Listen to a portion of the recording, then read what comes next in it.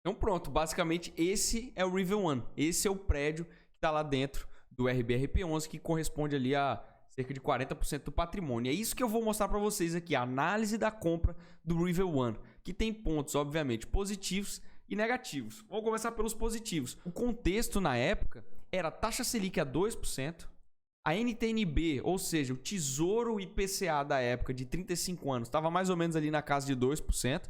E o cap rate da compra de 7%. Vamos traduzir cada uma dessas coisas. Tanto a gente no mercado de investimento, quanto o gestor no mundo dos negócios ali imobiliários, sempre quando ele vai investir, ele tem que fazer uma comparação. E normalmente ele faz a comparação com o quê? Com a taxa livre de risco. A gente chama que a taxa livre de risco é a taxa Selic. Certo? Então, se a Selic na época era 2%, o IPCA na época estava ali mais ou menos também na casa de 2%, e o retorno esperado, né, quando se comprasse o imóvel, os aluguéis advindos da compra desse imóvel estava na casa de 7%, aqui a gente consegue perceber o quê? Que, opa, peraí, se eu for comparar 7 com 2 e 2, tá valendo muito mais a pena eu comprar esse imóvel. Então essa é a continha que tanto a gente quanto o gestor, quando vai fazer qualquer tipo de investimento, tem que fazer. Você tem que fazer uma conta com o investimento sem risco. Porque se isso aqui tivesse valendo menos do que isso daqui, é melhor botar na Selic do que comprar o prédio, né? Outro ponto positivo que eu já trouxe para vocês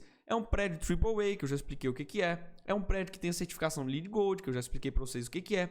A questão do baixo custo do condomínio, justamente por causa da questão que também tem uma parte lá que é residencial. O preço de aquisição foi próximo ao custo de reposição, ou seja, a gente está com uma margem de segurança muito boa. A gente não, né? O gestor está com a margem de segurança muito boa. O gestor também comprou 100% do prédio, ou seja, ele tem o controle do condomínio, ele determina as regras, enfim, ele é dono ali, ele manda e desmanda lá dentro. É muito mais fácil você aprovar uma reforma, aprovar certas coisas. E justamente por causa da oportunidade, né, do momento de confusão, o gestor ele viu essa situação como uma oportunidade. A localização é uma localização muito boa no estado de São Paulo, porém ela não fica na melhor de todas. Então, assim, quando a gente vai pegar todos os bairros ali de São Paulo, poxa, tem a Faria Lima, que é um lugar, que todo mundo quer ir pra Faria Lima. Então, para vocês terem ideia do que acontece com o mercado imobiliário. Na pandemia, obviamente, as pessoas perceberam que, né, as empresas fecharam, as empresas saíram lá das lajes corporativas dela. Só que olha só que interessante, que é um dado que eu vi lá no portal da Buildings. Foi o seguinte: a gente tem locais extremamente procurados e a gente tem locais mediamente procurados, vamos falar assim, né? Na pandemia, os piores lugares ficaram vazios. Os mediamente procurados, teve gente que saiu, teve gente que meio que procurou. Só que o que acontece nos locais que são muito procurados? Você concorda comigo que não é toda empresa assim, óbvio, né? Muitas empresas passaram dificuldade na pandemia, mas tem empresas que têm o bolso muito mais fundo, conseguem passar por um período desse. Então eles migram para bairros melhores justamente por causa da oportunidade. Então, numa situação onde teve essa crise da pandemia, naturalmente os aluguéis caíram e quem queria antes ir para Faria Lima e não conseguia por causa do valor ou preferia pagar menos em outro lugar, optou por ir para lá porque tinha fôlego financeiro. E aí o que acontece sobre a localização? A localização é uma localização muito boa, mas os locais que são melhores, naturalmente, eles têm que diminuir a vacância nesses lugares para, a partir daí, não tendo vaga lá, as pessoas procurarem os locais de segunda linha, né?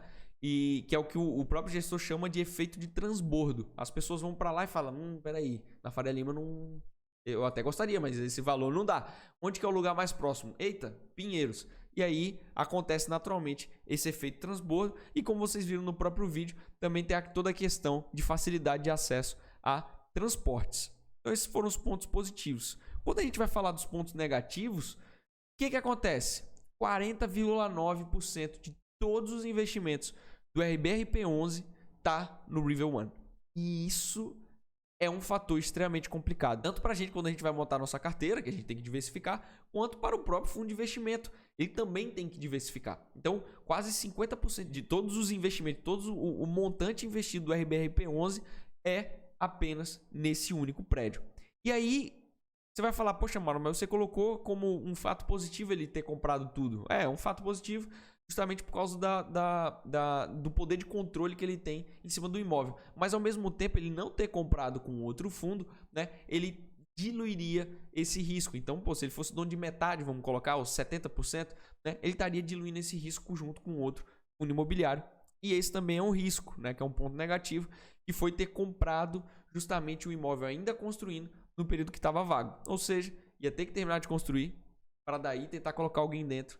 E eu ainda esqueci de colocar aqui, no momento de pandemia. Então, assim, foi um movimento mais arriscado, né? O gestor, ele viu, ele teve que colocar na balança e ele viu, poxa, tô comprando num preço bom, tô com a possibilidade de ter um lucro bom e o meu risco aqui é colocar alguém lá dentro. E aí, por todo o contexto de pandemia e tudo, ainda não se preencheu aqueles melhores bairros, né?